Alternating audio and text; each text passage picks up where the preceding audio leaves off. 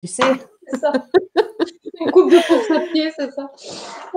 Exactement. Je suis très heureuse de vous accueillir toutes les deux et toutes les personnes qui vont arriver dans les quelques minutes qui suivent parce qu'elles auront reçu sur leur téléphone une notification disant que Être prof est en direct. Laurence, tu peux vérifier sur ton téléphone. Voilà. Et tu peux partager. Vous accueillir. Par contre, Laurence, il faut absolument que tu enlèves le son. Sinon... Ouais, ça y est, j'ai coupé le son et je vais partager. Super. Parce que ça fait un petit décalage. Donc cet après-midi, on va parler enseignement spécialisé, en SECPA. D'ailleurs, je m'aperçois que j'ai oublié un E dans mon titre. Bon, en SECPA et en ITEP. Et les expertes et celles qui vont nous donner à voir ce qui se passe en SECPA et en ITEP sont cet après-midi Laurence pour la SECPA, puisqu'elle est directrice d'une SECPA. Je te laisserai te présenter après. Et Ascension, qui est prof en ITEP. Les règles du jeu sont toujours les mêmes. On a Cécile qui joue la modératrice et mon ange gardien et qui me fera remonter toutes vos questions. Vous avez loisir de poser toutes les questions. Elles me seront relayées et je les relayerai à Laurence et Ascension pour qu'elles répondent. Elles vous y répondent en direct. On va dérouler l'émission de telle manière qu'on fasse un petit point sur ce qu'est déjà un ITEP et une SECPA. Et on déclinera un peu les enjeux de cette continuité pédagogique, à savoir faire du lien, enseigner quoi et comment on accompagne les plus fragiles, comment on se motive sur la longueur de cette continuité pédagogique qui est en train de s'inscrire dans le temps. Et on commencera aussi à imaginer comment on va sortir de cette crise. Et bien sûr, j'aimerais qu'on termine sur comment on accompagne les enseignants et comment sont accompagnés les enseignants dans vos deux univers pour faire face à cet accompagnement et à cette crise que nous avons à vivre. Laurence, je vais te laisser te présenter. Alors, je vais essayer de ne pas être trop longue. Donc, déjà, bonjour à tout le monde. Donc, un petit point de soleil avec mon accent, puisque je suis originaire du sud-ouest, d'Agen exactement, le pays du pruneau, donc entre Bordeaux et Toulouse. Alors, directrice de SECPA depuis 7 ans exactement. Avant, j'étais, alors, un parcours un peu rapide. J'ai démarré ma carrière en tant que surveillante d'externat et d'internat dans des collèges et des lycées. Je suis devenue maître auxiliaire. Ensuite, j'ai passé le concours de professeur des écoles. J'ai enseigné pendant 1 an. J'ai très vite pris des postes de direction d'école, école maternelle, école élémentaire. Et puis, comme le milieu des adolescents est un milieu que j'affectionne particulièrement et qui me manquait, je me suis demandé comment je pouvais rejoindre les adolescents en étant professeur des écoles. Et la solution était d'entrer dans l'enseignement spécialisé pour aller vers donc l'enseignement en SECPA. Donc, j'expliquerai plus tard ce que veut dire SECPA. Voilà, donc j'ai été enseignante en SECPA pendant 8 ans. Après, on m'a demandé de suivre des professeurs des écoles qui souhaitaient se spécialiser et passer, à l'époque, c'était le KPSH, donc une certification pour être spécialisé en SECPA. Ensuite, donc, il y a maintenant ce qu'on appelle le KPEI, j'en reparlerai après. Et il y a 7 ans, on m'a proposé un poste de direction que j'ai accepté avec grand plaisir.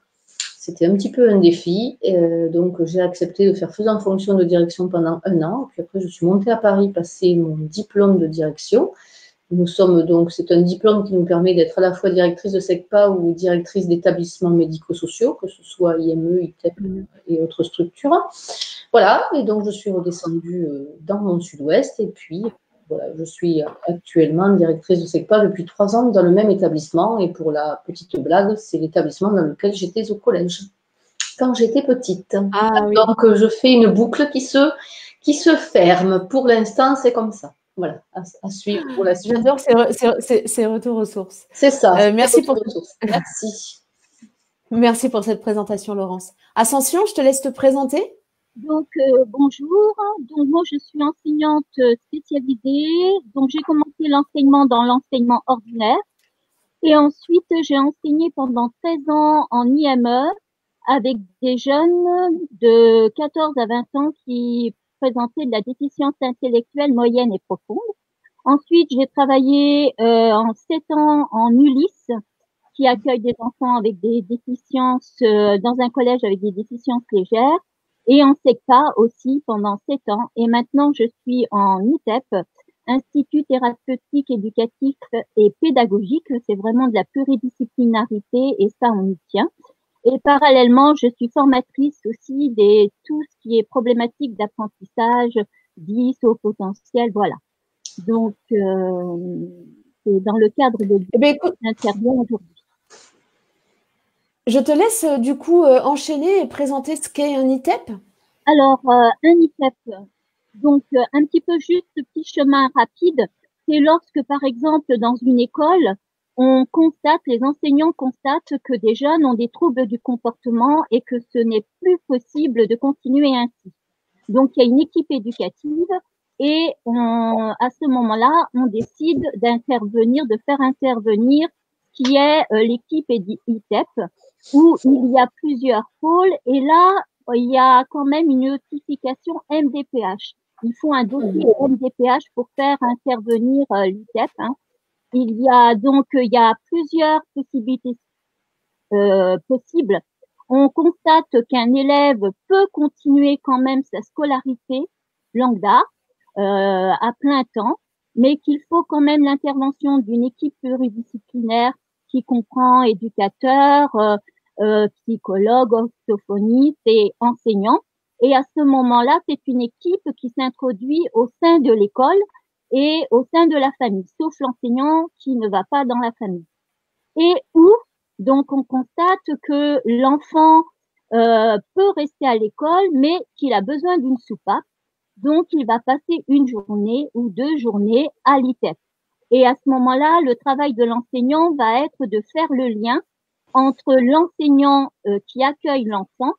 Et ça, c'est super important parce que c'est ce qui va permettre que l'enfant puisse rester dans le milieu ordinaire parce qu'il y a vraiment un regard de l'enseignant spécialisé et une continuité là aussi. Il y a un travail commun avec l'enseignant quand ça peut se faire, c'est super.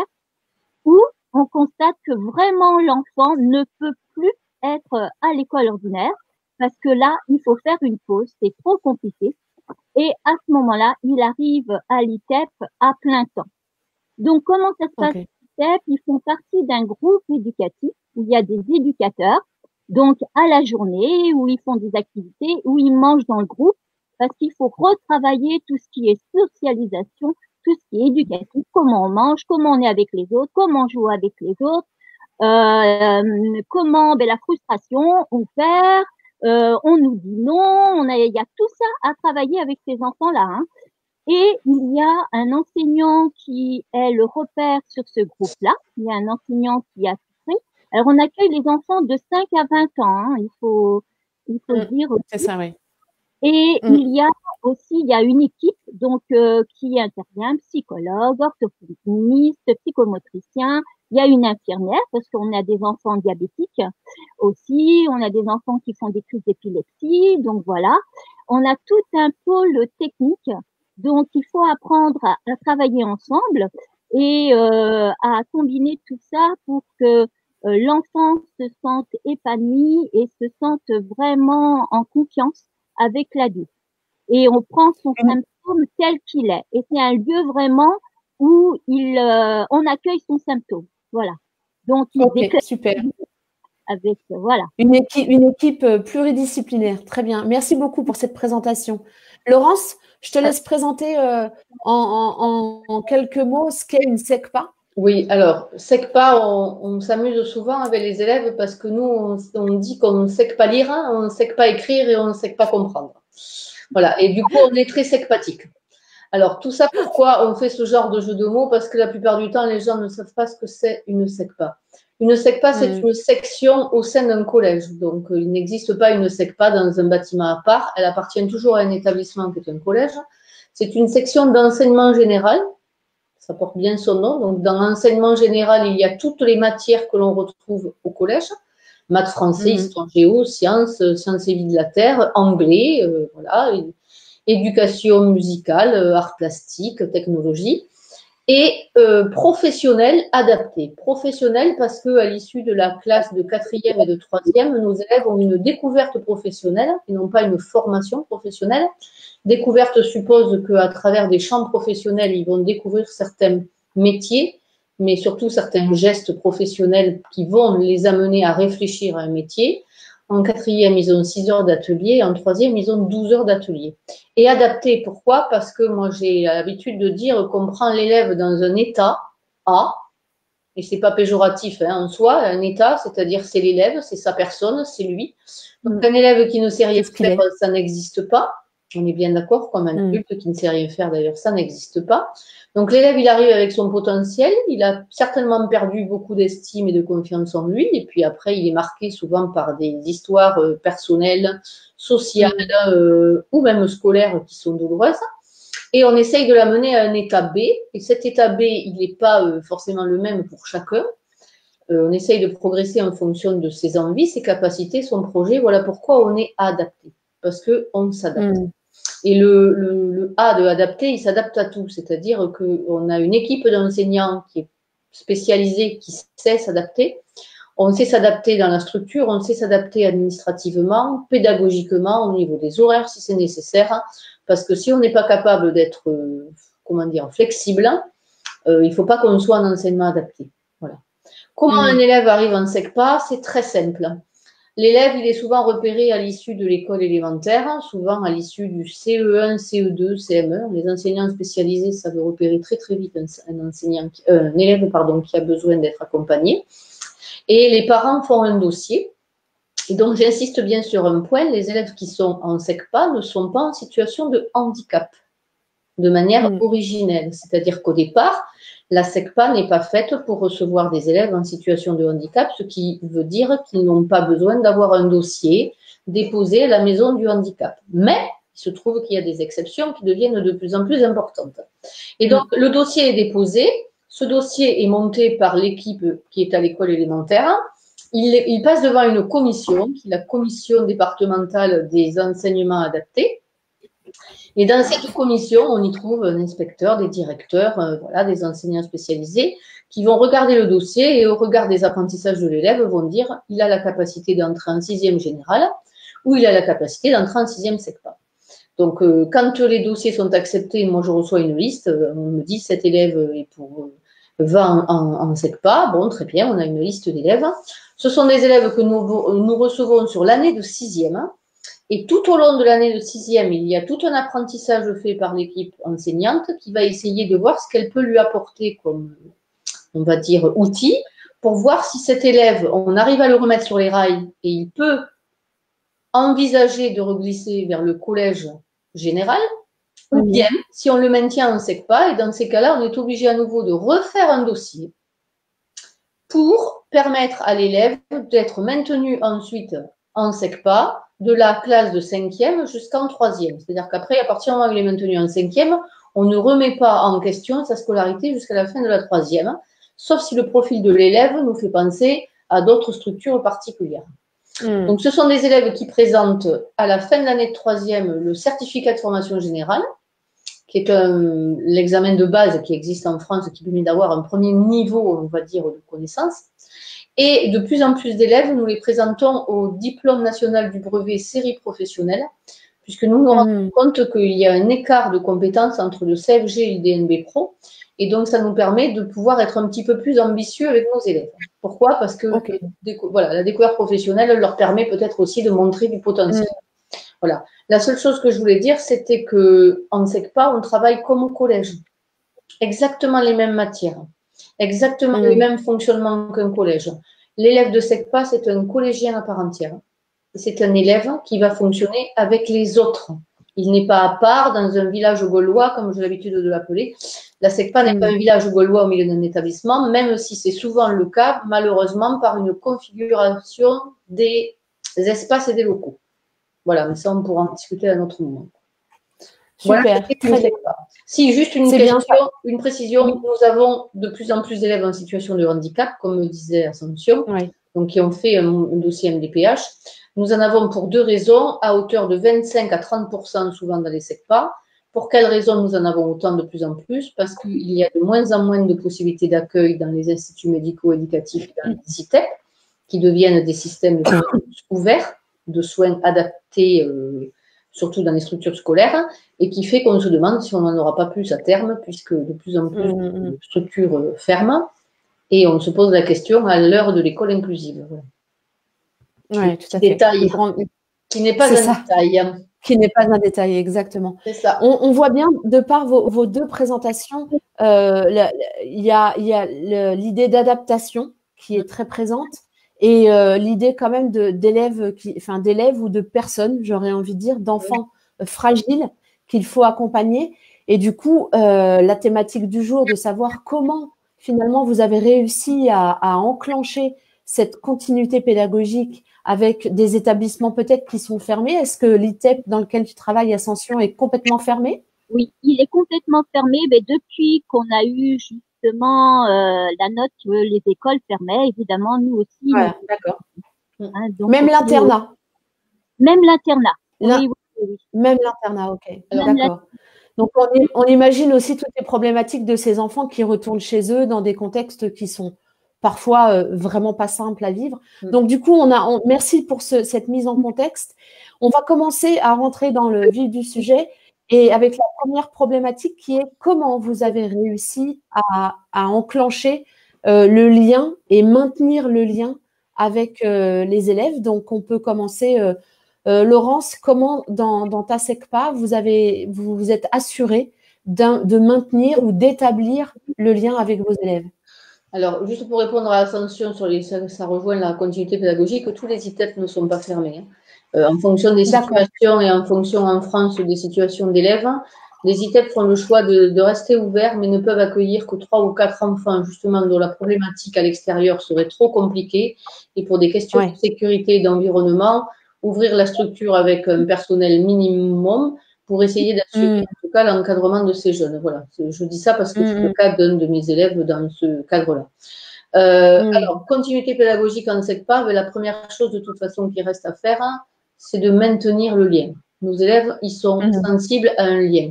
Ce lien, il est affectif, il n'y a pas d'autre mot, et c'est pour ça que des fois, il vaut, comme tu disais, parler de personnes que plutôt de parler d'élèves. Parce que ce sont avant tout des personnes avec leur fragilité, comme on est tous d'ailleurs, sauf que eux, ils sont multipliés par 200 et en plus, ils les ressentent. Quand on a su le jeudi 16 là qu'on allait fermer les écoles, donc le vendredi, réaction de suite. Récupérer tout ce qui peut nous permettre d'être en lien avec eux. Vérifier les adresses mail, vérifier les numéros de portable, vérifier les numéros portables des élèves, vérifier leur connexion Internet et vérifier s'ils ont la possibilité d'utiliser Internet à la maison. Ça a été notre première urgence le vendredi 17 mars. Alors, on était très contents parce que le vendredi, quand on a rempli nos tableaux, on s'est dit formidable, ils ont tous Internet, c'est génial. Bon, seulement que le lundi, quand moi je suis arrivée au bureau, parce que j'ai fait un choix, j'aurais pu être en télétravail à la maison, mais je pense que j'aurais été inutile, puisque c'est bien d'être derrière un ordinateur, mais c'est pas forcément comme ça qu'on est en lien avec les gens. Donc moi, j'ai fait le choix d'aller au travail. Voilà, c'est un choix assumé. Je vais au bureau tous les matins entre 8h15 et 14h parce que j'ai mis en place une permanence téléphonique pour mes parents. C'est-à-dire que je leur ai envoyé à tous un SMS en leur disant j'étais au bureau, qu'ils pouvaient m'appeler à n'importe quel moment, que j'étais. Voilà. Et j'ai fait ça aussi pour mes élèves. Voilà. Pourquoi ? Parce que derrière Internet, les élèves n'ont pas vraiment Internet. Ils ont un téléphone qui a un accès à Internet, ça n'est pas du tout la même chose. Donc, problématique pour travailler avec ce qu'on appelle l'espace numérique de travail qui est l'ENT. Nous, on utilise un logiciel qui s'appelle Pronote. Donc, ça veut dire que déjà, on trouve une fracture et une fragilité. Comment on va pouvoir rester en lien avec ces gamins ? La priorité a été le téléphone, le bon vieux téléphone qui sert à téléphoner. C'est pas mal quand même. Certes, il n'y a pas de fil, mais il permet d'appeler les gens. Et ensuite, le mail, parce que certains gamins ont les boîtes mail sur leur téléphone. Donc déjà, on s'est dit, si on peut garder ce lien-là comme ça, tant mieux. Donc on en est à ce niveau-là pour l'instant. Et puis, s'il y a besoin d'expliquer un petit peu plus loin, après, je peux détailler ce qu'on a mis en place au fur et à mesure des jours. Voilà. Exactement, très bien. Merci pour cette mise en place. Ascension, vous, comment vous avez fait dès le départ pour vous assurer d'un lien parfois ténu avec vos élèves, vos enfants, vos ados, vos grands ados? Alors, nous, on l'a su aussi donc jeudi soir, et nous, l'ITEP est fermé le vendredi après-midi. Nous n'accueillons pas d'enfants le vendredi après-midi parce que ce temps-là est consacré à nos réunions où on fait des réunions des réunions d'équipe. Alors, on avait très peu de temps et il faut pas paniquer les enfants non plus. Donc, moi, ayant des plus jeunes, j'ai laissé faire, j'ai mis dans les cartables ce qu'il fallait, voilà, mais on a laissé faire.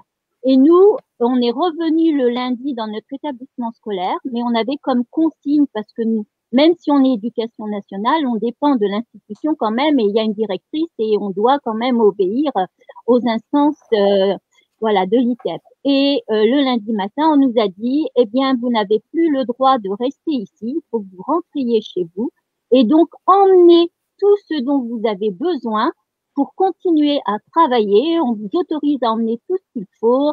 Si vous n'avez pas d'ordinateur, emmenez les ordinateurs de l'ITEP. Voilà, emmenez tout ce qu'il faut, mais vous assurez cette continuité pédagogique de chez vous. Et là, on s'est lancé, comme on est habitué à travailler en équipe, on s'est donné une ligne de conduite. C'est-à-dire que les éducateurs, parce qu'ils sont référents, on avait comme consigne, donc les éducateurs appelaient le lundi après-midi et le reste du personnel restait tranquille, on ne faisait rien. Donc, c'était l'éducateur qui appelait les familles pour dire que, voilà, il n'y aurait pas classe de toute la semaine et que on continuerait quand même à avoir ce lien et que je continuerais à travailler avec les enfants. C'est l'éducateur qui a annoncé. Et nous, on avait comme consigne de ne rien faire. Et par contre, le mardi matin, moi, j'ai appelé toutes les familles pour faire un petit peu repérer ce qu'il y avait, mais avec les parents, pour rassurer les parents, dire, je continuerai à accompagner votre enfant, mais qu'est-ce qui est possible de faire avec votre enfant? Est-ce que vous avez Internet? Est-ce que vous avez imprimante? Est-ce que vous avez le téléphone? Comment vous souhaitez qu'on continue? Je reste à votre disposition. Voilà. J'ai essayé d'engager du lien sans travail, mais voir un petit peu comment on pouvait travailler ensemble et comment eux, ils étaient aussi dans leur tête en pensant à l'idée que ils allaient avoir leurs enfants tout le temps, quoi. Voilà. Donc, nous, ce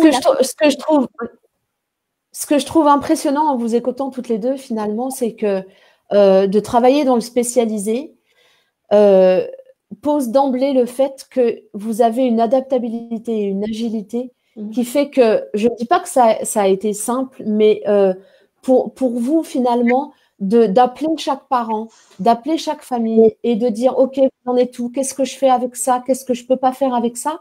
Ça fait partie de l'ADN de l'enseignement spécialisé. Et je trouve que c'est une réelle force et j'espère qu'il y a plein de collègues, finalement, qui ne sont pas dans le spécialisé, qui regardent cette émission parce que je trouve que c'est la force de l'enseignement spécialisé, c'est cette adaptabilité et cette capacité à partir des besoins et à partir de ce qui existe et pas juste fantasmer une projection quelconque, on part du réel et on entend chez toutes les deux, on entend ça. C'est que vous avez fait avec ce qu'il y avait.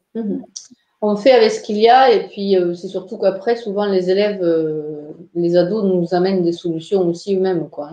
Voilà, parce que je veux dire, entre ce qu'ils peuvent proposer au départ, s'ils ont l'impression de maîtriser les choses, comme disait Ascension, la première des notions, avant tout, c'est d'être en lien avec les familles et les gamins et de leur dire, voilà, alors toi, voilà, Mathis, chez toi, il y a ça, ok, ou il n'y a pas ça, ok. Ça, c'est point 2, point 3, point 4. On peut avoir 50 gamins, 60 gamins, c'est exactement pareil, on aura 60 manières de procéder. Alors, c'est compliqué à gérer, pas tant que ça. Parce que si on fait un peu, le côté un peu vie pratique, on est capable d'adaptation et on est capable, et moi je remercie avant tout mon équipe d'enseignants, parce qu'ils ont une adaptabilité aussi énorme, et souvent on dit chez nous, quand on arrive dans le spécialisé, on n'en repart jamais. Et c'est souvent ce qui arrive, parce qu'il y a une autre façon de travailler, il y a une relation à l'humain qui est complètement différente, et on met en avant nos forces, mais aussi nos faiblesses. On n'a pas peur de montrer nos faiblesses. Et les élèves sont très sensibles à ça aussi, quoi. Je ne sais pas si en inscription, on voit aussi la même chose dans ce sens-là, mais effectivement, quoi. Moi, la question que je voulais vous poser par rapport à maintenir le lien, donc il y a 2 semaines maintenant, non, il y a presque 3 semaines, puisqu'on est jeudi. Aujourd'hui, est-ce que vous avez l'impression d'avoir perdu du lien avec certains élèves ou vous avez réussi à maintenir le lien avec toutes vos familles et élèves? Ascension? Alors moi, j'ai gardé le lien avec toutes les familles. Et bon, j'étais toujours en lien, mais on avait des familles qui étaient assez sceptiques où ben, il y avait de la violence chez eux, il y avait et on voyait que l'ITEP, ils voulaient pas trop qu'ils soient inclusifs chez eux, ils voulaient pas. Et le lien était pas très facile avec ces familles-là parce que j'ai pas, on a des enfants qui ont des attitudes quand même, il faut voir, ils grimpent sur les meubles chez eux, enfin voilà, c'est ça. Et finalement, en ayant un lien direct et dans ces conditions, eh bien, je trouve que ça a mis, il y a cette famille-là justement qui était difficile, qui me disait, ben moi je peux pas le faire et je veux pas l'obliger. Il veut pas, je veux pas l'obliger. Je dis, mais c'est pas grave, vous faites comme vous pouvez. Et finalement, en les rassurant et en disant, ben c'est pas grave, on fait comme on peut. Et finalement, il y a un lien qui s'est tissé ou voilà, il y a des choses qui se sont installées. Quand on appelle, il y a aussi les enfants qui nous entendent. Oh, ben attention, voilà, et qui prennent le téléphone. Et c'est vraiment. Mais ce que je pense, on fait aussi avec ce qu'on a, mais avec ce qu'on est. Parce que justement, au bout de ces 3 semaines, je faisais l'analyse de ce matin de tout ce petit chemin qui a été parcouru. Et je me dis, mais finalement, c'est comme ça que je fonctionne. Même quand je suis à l'ITER, moi, je vais assez progressivement dans mon approche où j'observe, après je laisse faire et puis hop, je m'attaque. Et voilà. Et j'ai observé les familles parce qu'on a des familles qui n'avaient pas Internet, des familles qui n'ont que le téléphone fixe. Il y a des enfants qui sont allés chez leur mamie parce que dans leur famille avec leur maman c'est trop compliqué. Donc les filles elles ont qu'un fixe. Enfin c'est j'ai une maman, la maman elle parle que l'anglais. Donc l'enfant n'est baigné que dans cette langue-là. Quand j'ai appelé la petite, elle savait que me dire ben, je suis pas à l'ITEP parce que le taxi n'est pas passé. Elle se pensait en France. Et c'est tout ça qu'il faut travailler, c'est tout ce côté psychologique qu'il faut travailler aussi avec les enseignants, que nous, les enfants, ils sont à l'extérieur aussi. Donc, il faut voir que les enseignants donnent du travail, nous, on donne du travail. Et les familles sont submergées, donc il faut faire attention aussi à ce que l'on fait pour pas créer aussi des conflits, des choses qui sont difficiles. Voilà. Mais il y a une question. Merci. Je rejoins Laurence, à date. Je vais juste insister, enfin, je vais rejoindre Ascension et insister sur cette notion de lien. Et cette notion de lien, elle est à tout niveau. Le lien qu'on peut avoir l'équipe pédagogique avec l'élève, le lien que l'équipe peut avoir avec la famille. Alors moi, en tant que directrice, c'est encore particulier parce que c'est souvent, ça passe par moi pour gérer les parents. Et même si l'équipe pédagogique a les parents des fois au téléphone. Et ensuite, gérer le lien avec l'équipe. Parce qu'il ne faut pas oublier que nos équipes sont des parents, et ce sont des parents qui ont des enfants et qui doivent les gérer aussi. Et donc, effectivement, ensuite, c'est… Alors bon, là, moi, je parle en tant que pilote, mais c'est essayer de voir comment on doit mener la barque pour essayer d'oublier personne et ne pas s'oublier soi-même, parce que ça, c'est encore un autre élément. Voilà. Et donc, dans tous les cas, nous, on a pris la décision que c'était les professeurs principaux qui appelaient les parents et les enfants, si possible, pour essayer de faire un lien. Les assistants d'éducation au collège ont pris le relais aussi pour tout ce qui était problème de connexion et autres. Et ensuite, moi, j'assure le relais lorsqu'on a des situations difficiles. Donc, on avait perdu 3 élèves qu'on a récupérés ce matin parce que des choses auxquelles on ne pensait pas, par exemple, un gamin qu'on n'arrive pas à joindre, mais il n'est pas chez lui, il est allé se confiner chez son grand-père pour prendre soin du grand-père. Voilà. Donc, voilà, c'est des réalités de vie aussi qu'il faut savoir découvrir et sur lesquelles il faut être souple. Donc, c'est vrai qu'on insiste sur la notion de lien et la notion de souplesse aussi, parce que des fois, il y a toujours une raison à quelque chose. La raison, on ne la connaît pas, et la raison, elle n'est pas forcément scolaire ou pédagogique. Et si les maths, il ne les a pas fait, après tout, on s'en fout un peu quand même. Hein, parce que les maths, il en fera d'autres, quoi. Voilà. Parce que, donc, des situations un peu comme ça, opportunes, qu'on ne maîtrise pas sur les 15 premiers jours parce que on est un peu dans l'urgence de ce qu'on nous demande de mettre en place. Et au fur et à mesure où on prend un peu le temps, on se rend compte qu'effectivement, il y a des éléments qui nous arrivent. Un autre élément qui est important aussi, mais ça, bon, après, c'est un choix personnel, c'est une sorte de confiance, c'est que moi, je sais que les élèves qui posent problème ou qui ont des situations bien particulières ont mon numéro de portable personnel. Voilà, c'est un choix. Et paradoxalement, Ouais. ils n'en abusent pas. C'est ça la surprise. Non. C'est qu'ils n'en abusent pas parce qu'il y a une confiance qui a été donnée. Il y a certains des enseignants qui ont utilisé leur téléphone personnel aussi et les élèves peuvent avoir le numéro et il n'y a pas de débordement. C'est là aussi où il y a un côté humain qui peut être vraiment développé, quoi. Enfin, voilà, qui est vraiment lâché, je dirais. Mais c'est ce qu'on sent finalement depuis 15 jours, c'est que on arrive à se relier à nos élèves et peut-être même à nos collègues sur un registre humain, en fait. C'est ça. C'est que la situation est tellement énorme que on se retrouve sur un registre humain presque à égalité parce qu'on vit au collectif, on est tous sur la même problématique et sur la même vie et on vit tous la même chose. Ce qui est assez rare quand même dans une société. Hein. Là, on a un commun incroyable. Il y a des personnels là, parce que Ascension parlait effectivement de l'ITEP et des élèves en situation de handicap.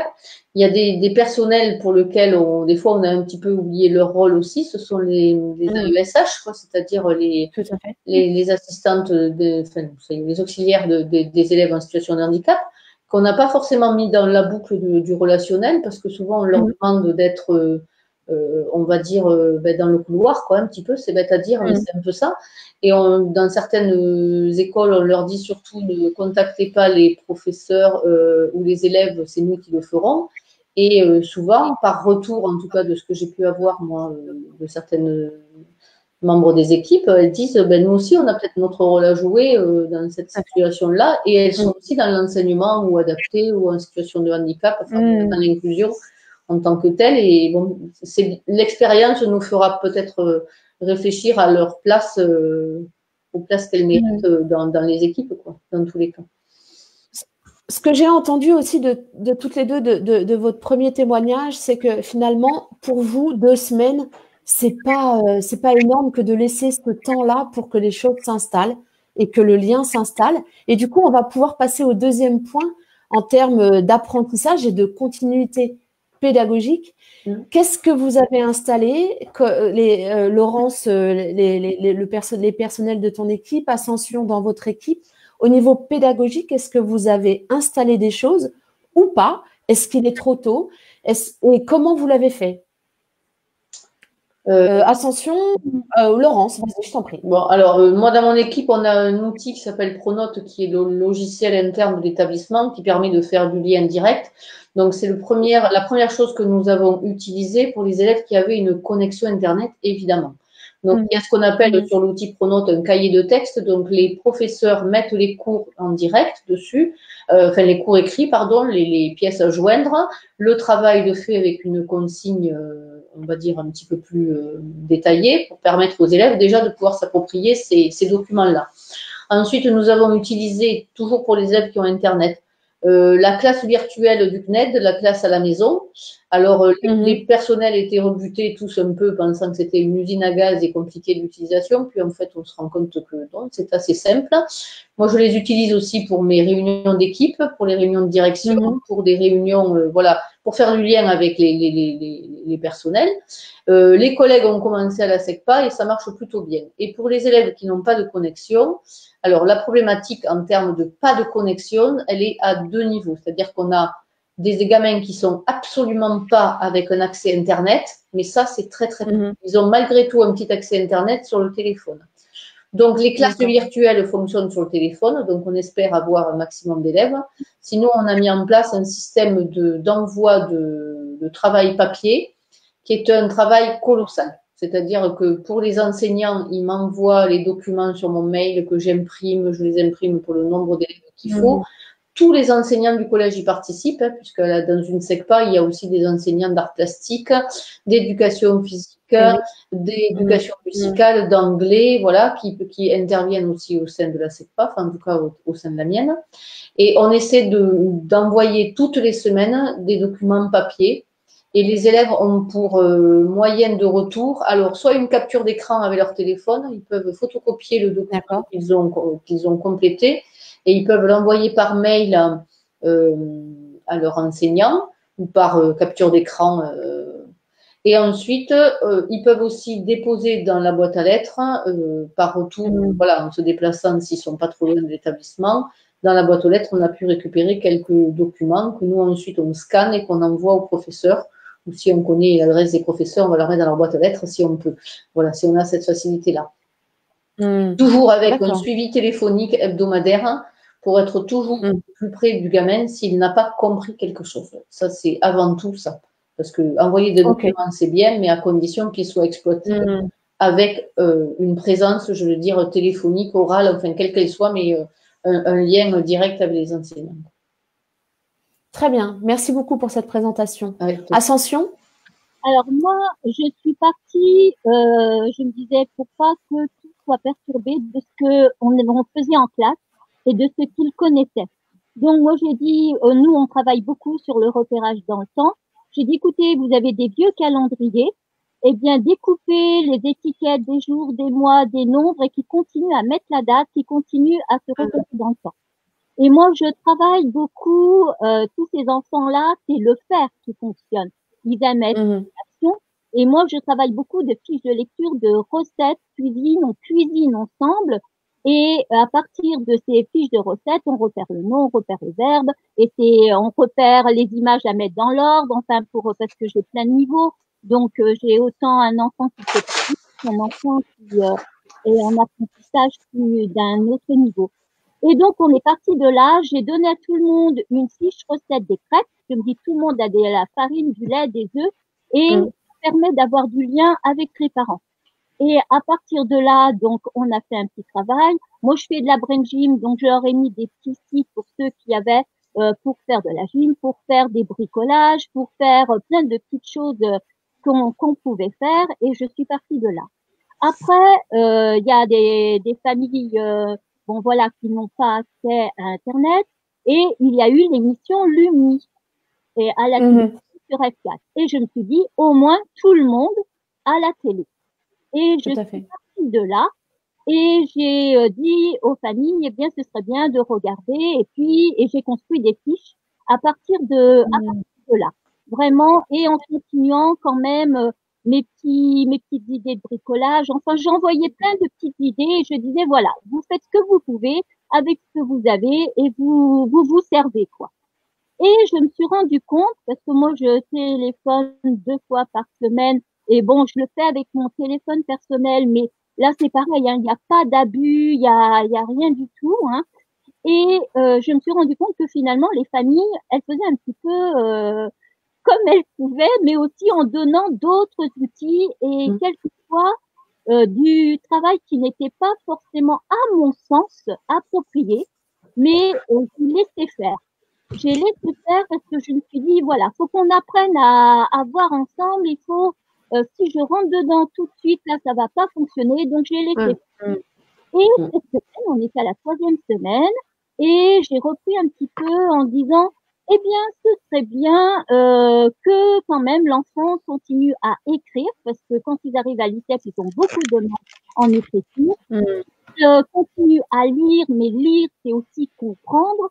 Et compter, c'est pas compter jusqu'à des milliards, mais c'est vraiment appréhender le nombre. Et je leur ai expliqué un petit peu, et je leur ai donné des fiches. Et je dis là, ce serait bien qu'ils fassent ce travail-là maintenant. J'ai mis un petit peu plus de cadre. Et à partir de ce moment-là, il y a le cadre. Comme on avait tissé tout ce petit lien, eh bien, j'ai des familles. Ce matin, il y a une famille. Ben, j'ai fait cette fiche. Comment lui expliquer, comment ceci, et voilà. Et le lien s'installe maintenant dans du pédagogique. Alors que, voilà, je voyais que ça s'en allait dans tous les sens. Bon, il y a la mamie qui n'a que son téléphone. Je disais, ben, vous savez, même chez vous, il y a plein de choses. Il y a des prospectus, il y a des objets. Vous pouvez bien dire qu'il a un niveau très, très bas. De citer des noms qui commencent par ma, qui ont tel, voilà. Et ben, vous pouvez aussi le faire compter avec les œufs, et voilà, j'ai fait une petite leçon à mon ami, comment appréhender, comment faire, comment décrire son prénom en cursive, de vraiment faire attention comment il tient son crayon. Et voilà, et les choses se sont installées comme ça. Et maintenant, les familles m'interpellent, elles osent Et je me dis finalement, heureusement que j'ai laissé ce temps-là, parce que voilà, c'est pas toujours évident. Parce que les parents, ils se rendent compte aussi, nous à l'ITEP, on voit moins les parents que dans ils viennent en taxi, ils partent en taxi, et l'enfant, il est dans un petit cocon où les parents ne sont plus là pour avoir un regard sur l'école et avoir des propos quelquefois dégradants, hein, il faut aussi. Et là, on les remet dans leur famille, où les familles disent non, mais à ton âge, à 14 ans, non, t'es pas capable de lire, t'es pas. Et il faut faire attention à ça. Et parce que voilà, il y a des choses, des conflits, de la violence qui peuvent être suscités. Et des ados, c'est aussi dans l'autre sens que ça peut être. Il n'y a pas que voilà.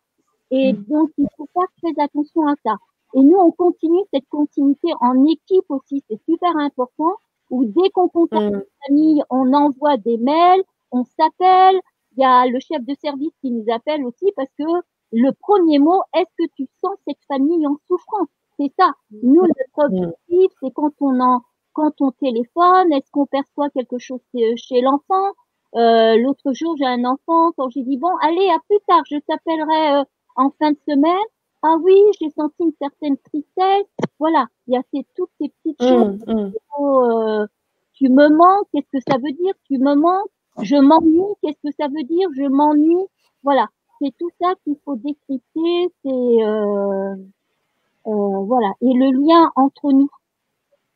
Oui, entre les collègues, oui. Qui est très étayant. Entre enseignants, parce que nous, on fait partie d'une équipe en pluridisciplinaire et aussi on fait une partie d'une équipe enseignant. Et nous, les enseignants, on se voit en visioconférence 2 fois par semaine où justement on fait le point des familles, comment ça se passe.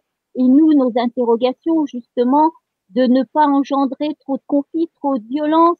Voilà, se rendre compte que finalement leur enfant est en âge d'aller en CM2 et qu'il a un niveau CP, voilà, et on a les examens nous aussi parce qu'ils vont en école ordinaire, on a le CFG parce qu'il y a des jeunes qui vont aussi en SECPA, hein, en inclusion, il y a aussi le brevet, il y a le CAP, il y a plein de choses qui rentrent en compte et voilà, il faut tenir compte de tout ça. Comment vous imaginez les choses s'inscrire un peu dans le temps? Parce qu'on a peu de perspectives. Hein. Il y a une première zone qui rentre en vacances là à la fin de la semaine, à savoir Paris. On nous a annoncé le confinement au moins jusqu'au 15 avril. Peut-être une reprise des classes début mai. On y croit de moins en moins. Donc, comment vous vous projetez sur la continuité de ce confinement et de cette école à distance? Et ensuite, on parlera, j'aimerais, du retour et de comment vous imaginez et comment peut-être déjà vous préparez le retour pour essayer de l'inscrire dans un possible. Laurence, je alors, continuité. Bon, de toute façon, le 4 mai, je pense qu'il faut qu'on le mette aux oubliettes, qu'on soit clair. Ensuite, l'idée, je crois qu'on en a parlé, c'est faire du lien. Donc, si on perd le lien pendant les vacances, il faudra tout reconstruire pendant 3 semaines encore. Ouais. Donc après, ça va être peut-être une réflexion au sein des équipes pour savoir comment on maintient le lien, même s'il est peut-être hors de question aussi de demander aux enseignants de téléphoner pendant les vacances, parce que faut dire que les enseignants, ils travaillent d'arrache-pied et ils font bien beaucoup plus d'heures qu'ils ne devraient, et ils jonglent avec leur famille. Donc cette notion de lien, effectivement, il faudra qu'on la maintienne. Peut-être que ça sera les personnels de direction qui le feront, c'est peut-être un choix. Moi, je pense que je vais faire le choix de faire du lien avec mes élèves pendant toutes mes vacances, mais ça reste un choix personnel qui ne m'appartient qu'à moi. Voilà, c'est pas une directive académique, je dirais. Mais je sais que certains enseignants seront capables de le faire aussi, même si c'est par mail. Là où on peut faire confiance aux gamins, c'est de faire du lien entre eux. On n'en a pas parlé, mais c'est vrai que les gamins font du lien entre eux.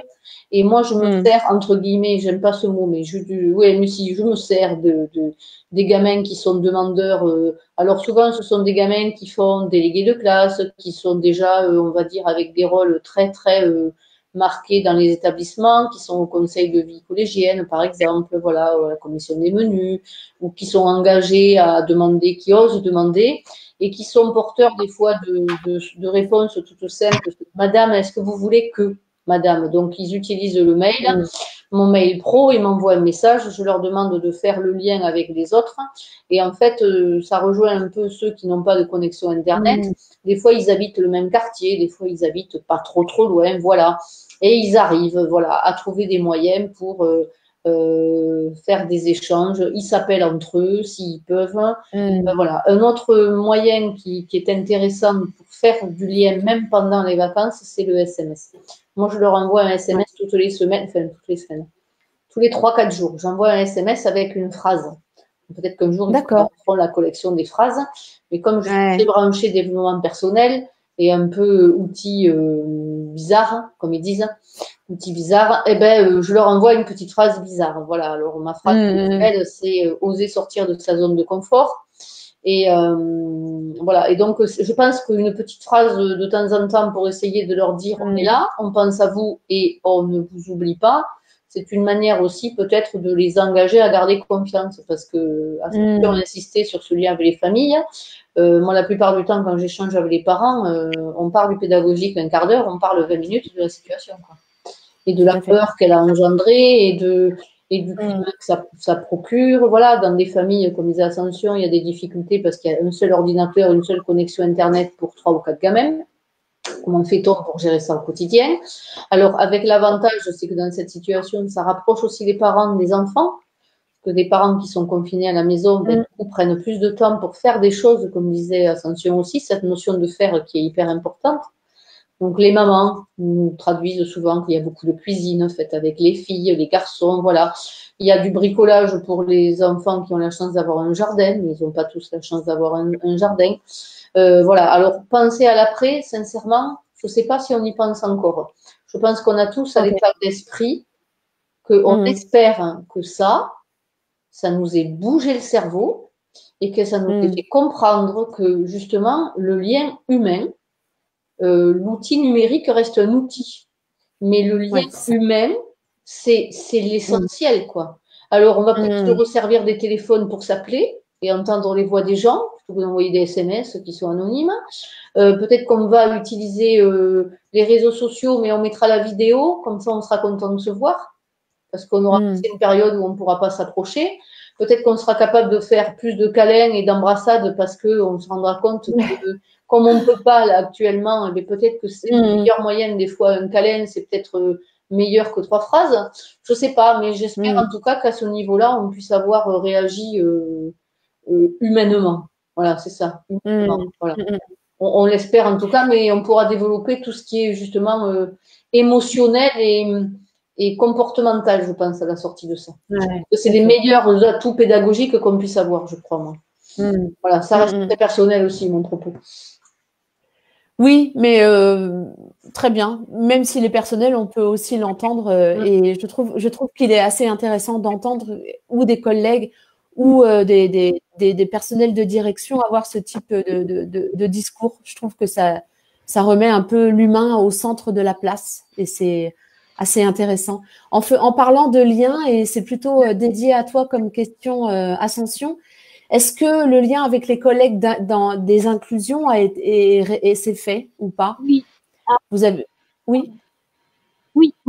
Alors moi, j'ai toujours, finalement, on continue ce qu'on a instauré aussi au début. Moi, le lien avec les enseignants, c'est vraiment important. Dès qu'un enfant arrive à l'ITEF dans ma classe, eh bien, moi, j'instaure le lien, on se rencontre, on voit comment on travaille ensemble. Et ce lien, on continue à la semaine. C'est court, c'est un mail en disant, tiens, cette semaine, j'ai travaillé telle notion.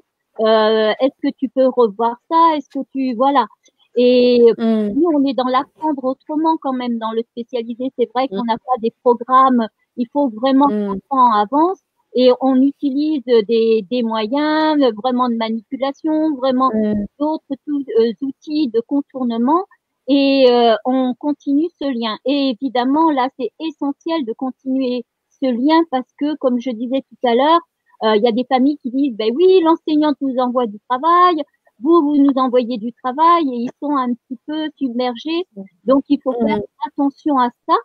Donc, moi, je dis, ben, dans ce cas-là, moi, je vais envoyer des choses un petit peu plus ludiques, des mots croisés, des fiches de lecture, bricolage, pas de- Voilà, on se coordonne, mais bien sûr qu'il est très important, hein, parce que là, l'adaptation, adapter, parce que dans le quotidien, elles adaptent par rapport à un enfant qui est en difficulté, mais là, c'est difficile.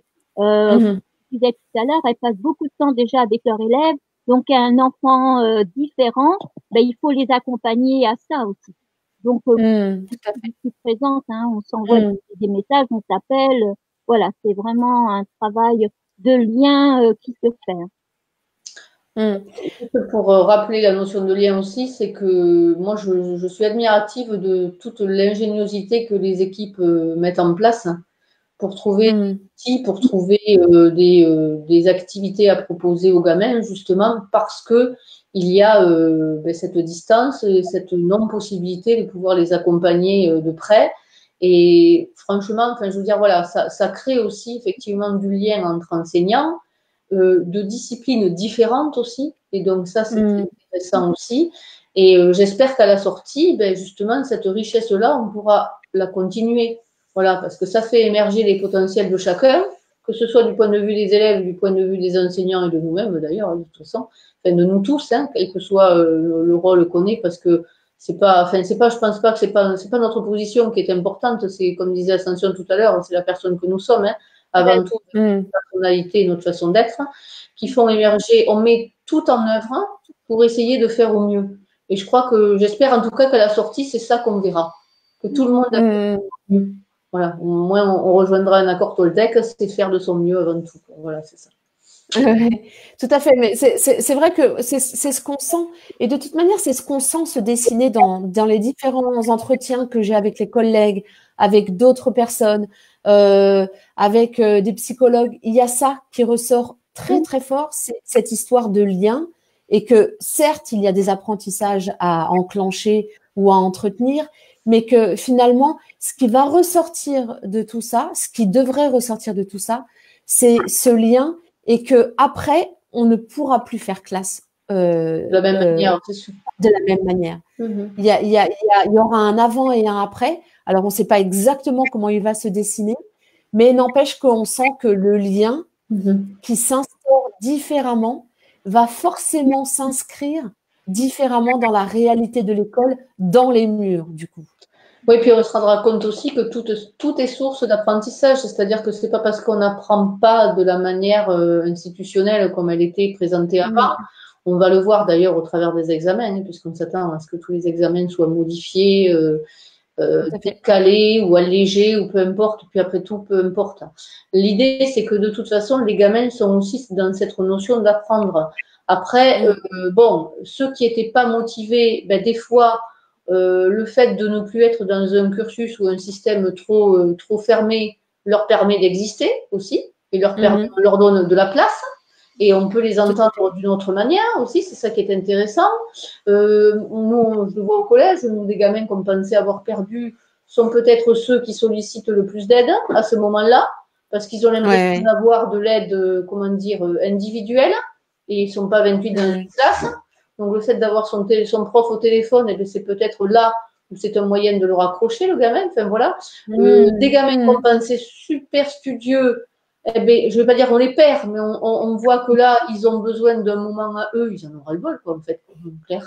Ils ont juste envie qu'on leur foute la paix un petit peu, qu'on leur dise, bon, écoute, tu as toujours été très bon élève, et peut-être que là, j'ai envie de lever un peu le pied, j'ai envie de prendre un peu de temps pour moi. Enfin, voilà. Et je crois que c'est ça qui est important, c'est de laisser les choses se faire, se révéler au fur et à mesure. C'est peut-être pour ça qu'il ne faut pas non plus avoir trop de cadres. 3e semaine, 4e semaine, 5e semaine, et peut-être que moi je suis en vacances en dernier, là, on sera en vacances sur l'Académie Bordeaux le 17 ou 19 avril, je ne sais plus, bon bref, je veux dire des bêtises.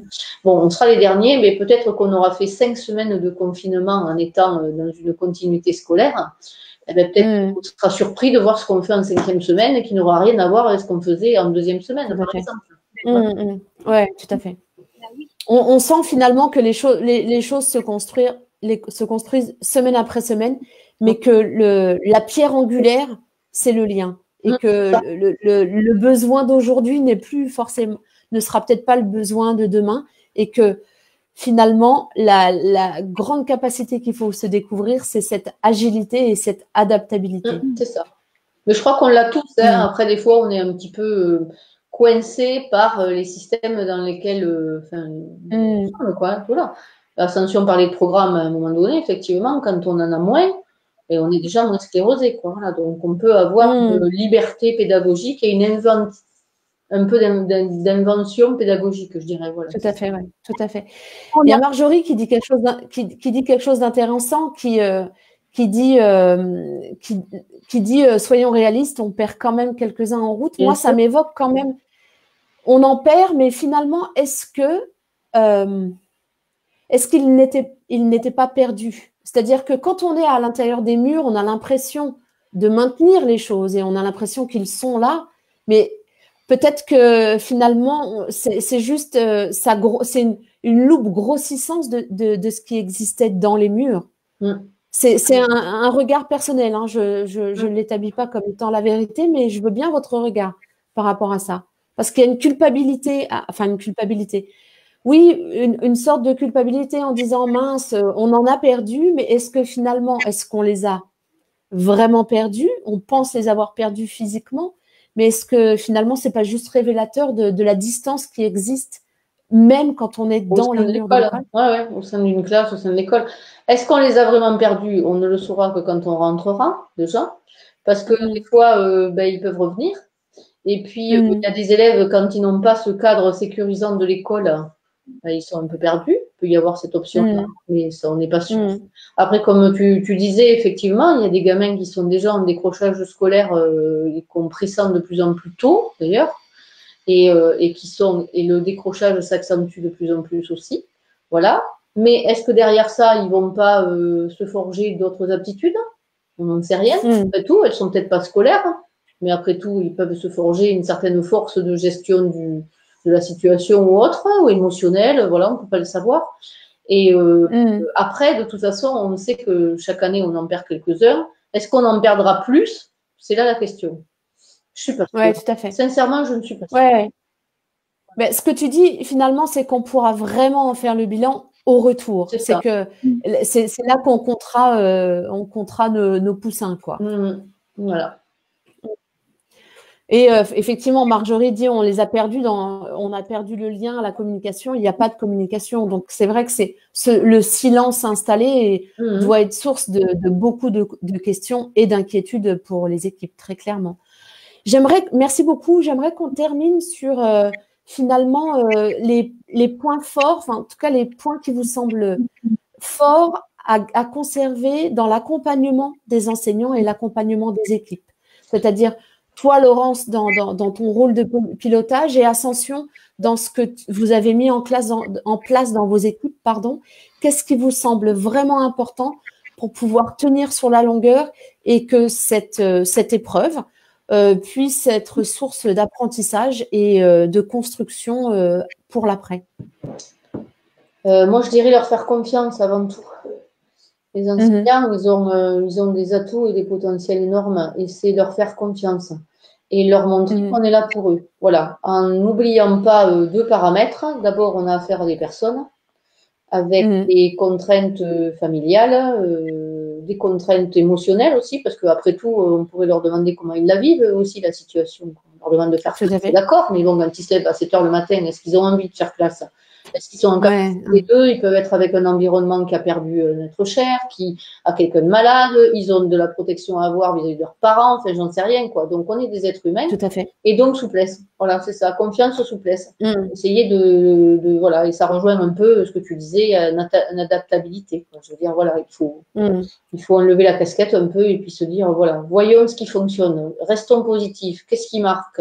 Et tous les gens ont cet état d'esprit. Ils se lèvent le matin, ils se disent, bazar, on est en vie, on a les gamins qui sont en vie, on est nous aussi en vie, on a les gens qui sont autour de nous en vie. Et qu'est-ce qu'il faut d'autre de plus? Peut-être rien d'autre. Merci. Ascension?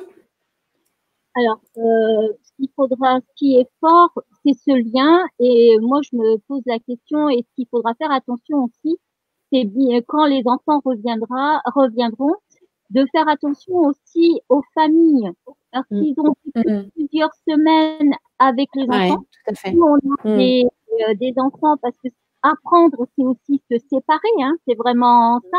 Apprendre, c'est se séparer d'eux.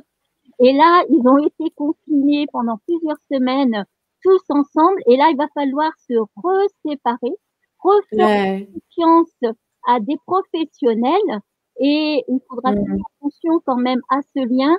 Et finalement, c'est pas parce que les enfants sont retournés en classe qu'il faudra, moi, faudrait que je veille à continuer, peut-être pas 2 fois par semaine, me dire, tiens, comment vous vivez ça? Tiens, comment ça se passe? Et voilà, continuer à faire attention et revenir dans un monde où il y a des cadres, un cadre de vie. Il faudra se relever le matin à telle heure. Il y a le taxi qui passe, les transports, il y a ceci, il y a cela. Et il faudra réapprendre à vivre avec des contraintes, et tout ça, il va falloir que tout le monde s'y mette.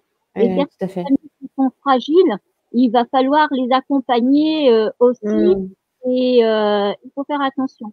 Moi, je fais attention à ça parce que quelquefois, on a des enfants qui ont été retirés de leur famille et qui après reviennent, et on fait attention à l'enfant. Et une fois, j'ai discuté avec une maman qui disait, eh bien, c'est pas facile pour moi parce que maintenant, j'ai été 2 mois sans mon enfant et maintenant, faut que je me réapprenne à faire à manger, faut que je me réapprenne. Et il faut faire attention à ça. Après, en équipe, nous, on continue ce travail-là et on fait très attention pendant ce temps en disant, tiens, est-ce que j'ai bien donné, j'ai mis dans la boucle tel professionnel? Est-ce que il y a des partenaires? Nous, on travaille avec des partenaires, des études et tout. Est-ce que j'ai bien pensé à lui? Est-ce qu'il a eu telle information? Donc, on apprend aussi à faire attention à l'autre. Si l'autre a toutes les informations, et tout ça, toute cette adaptabilité et faire attention à cette personne, faire attention à l'autre, il faut pas qu'on le perde quand on reprendra notre petit train et qu'on sera repris dans notre vie infernale. Ne pas reprendre les mauvaises habitudes, c'est ça. C'est ça. Et hier, Hélène Romano, psychologue qui nous a accompagnés sur une émission sur la thématique du confinement, proposait qu'à la fin, quand on sortirait de cette crise et qu'on sortirait du confinement, qu'il y ait un vrai temps, un sas finalement, un sas de décompression où on puisse accueillir les uns et les autres, humainement parlant, tout ce qui s'est vécu, tout ce qui a été et tout ce qu'on peut en apprendre pour repartir sur une dynamique peut-être un peu plus formelle d'apprentissage, mais qu'il faudra vraiment s'accorder ce temps de communion, c'est ça. On se retrouve, on réapprend à vivre se ensemble, parler. là, ouais. Exactement. Mais on peut souhaiter qu'il y ait une phase de déconfinement progressive. Ça permettra peut-être, au lieu de remettre 800 gamins en même temps, des adultes ensemble et autres, peut-être que ça peut aider justement à réapprendre à être en groupe. Et puis, faut espérer justement ne pas revenir à l'enseignement formel. Faudrait le souhaiter, enfin, et se rendre compte que peut-être si on travaillait autrement, on vit autrement, on est capable de s'adapter, on est capable peut-être de s'adapter autrement. Voilà. Parce que le fait de faire des examens peut-être différents, ça peut peut-être faire réfléchir l'institution qu'on peut aménager ça autrement et qu'on peut évaluer des gosses différemment. Enfin voilà, on le souhaite. Je crois qu'on est plusieurs à le souhaiter en tout cas. Oui, on se donne rendez-vous dans quelques mois et on fera le bilan de tout ça. Ah oui, c'est en tout cas, un immense merci pour vos partages, Ascension et Laurence. C'était un vrai plaisir. Merci à vous tous d'avoir été là. Nous sommes jeudi, donc demain, on finit déjà la semaine. Et on finit la semaine avec une libre antenne, avec Marie, psychologue, qui rejoint notre équipe de la libre antenne. Et ça sera demain à 11h. Voilà. Donc, très bonne fin d'après-midi à vous tous, à vous toutes. Merci beaucoup pour cette belle expérience. Je remercie tous mes amis qui se sont connectés parce qu'ils sont nombreux et ça me fait super plaisir de les savoir. Super, merci beaucoup. Écoute, heureuse de t'avoir fait vivre cette expérience. Merci beaucoup. Merci Laurence. Merci Ascension. Merci Ascension pour cet échange. Merci Nathalie.